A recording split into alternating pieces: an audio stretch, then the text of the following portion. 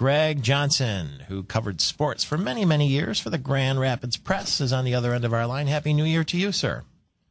Thank you, Mike. Happy New Year to you. I know that you have covered extensively Grand Valley State University. I know that you've interviewed Brian Kelly on a number of occasions, and we are hearing now that the Notre Dame coach has interviewed with the Philadelphia Eagles for their job opening as head coach. Are you surprised?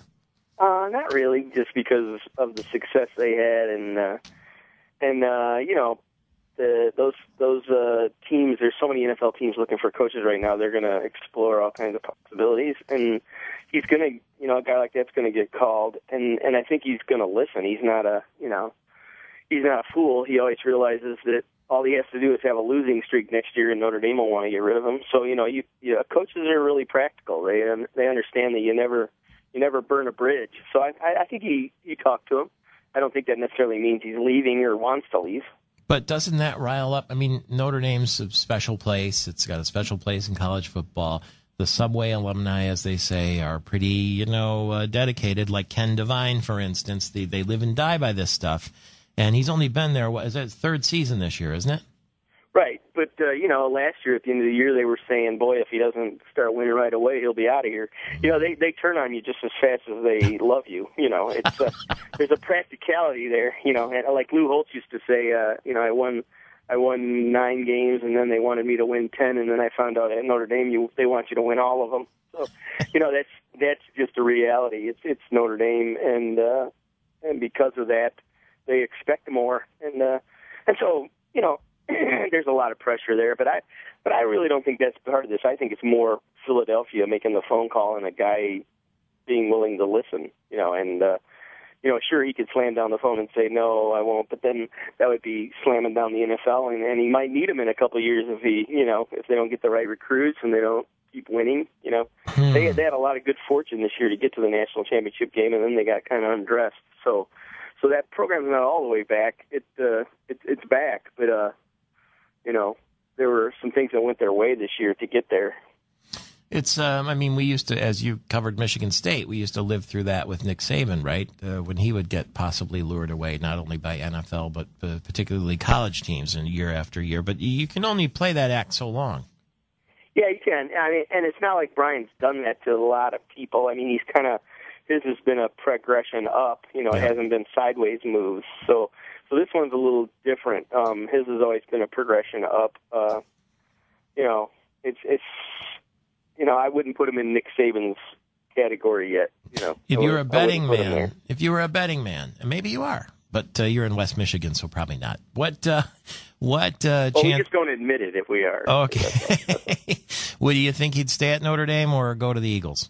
Yeah, I would think he'll stay at Notre Dame, and I don't think the Eagles have made any kind of offer or anything yet. I think the Eagles are exploring the waters with the college coaches. So yeah, I would bet he'll still be at Notre Dame. Is he a decent guy?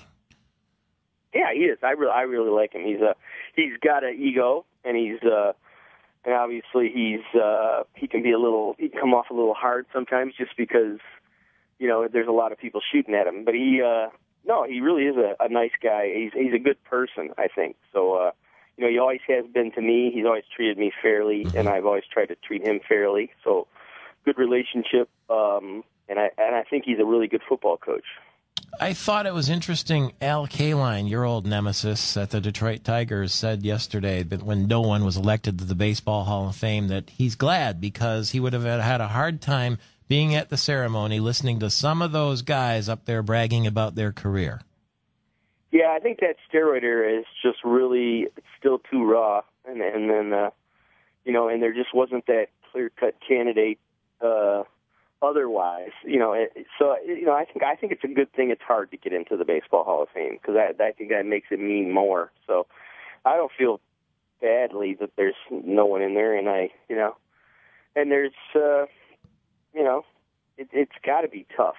And but that steroid era thing is gonna last for a while, and the writers that are voting right now, were duped. They some of them feel really duped by some of those people because you wrote about them, and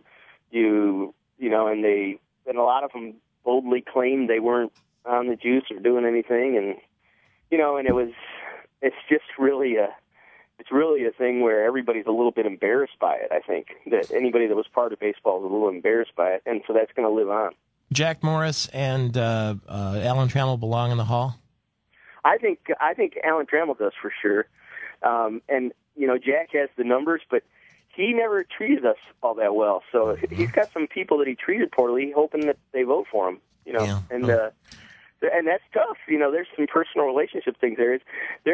People say, well, they shouldn't vote on how they were treated. Well, no, it's human nature. If somebody treats you like a dog, you're going to kind of think of them as a dog, and that's going to be hard to vote for them for the Hall of Fame. So tough I lesson think he's to got learn. a little making up to do. Yeah, it's a tough lesson to learn for people. It's not all by the numbers, whether you're a college kid trying to get a job or a baseball player trying to get in the Hall of Fame. Speaking of Halls of Fame, when we get back, Greg Johnson will tell us about Michigan's Golf Hall of Fame. Stay right there. It's Michael Patrick Shields.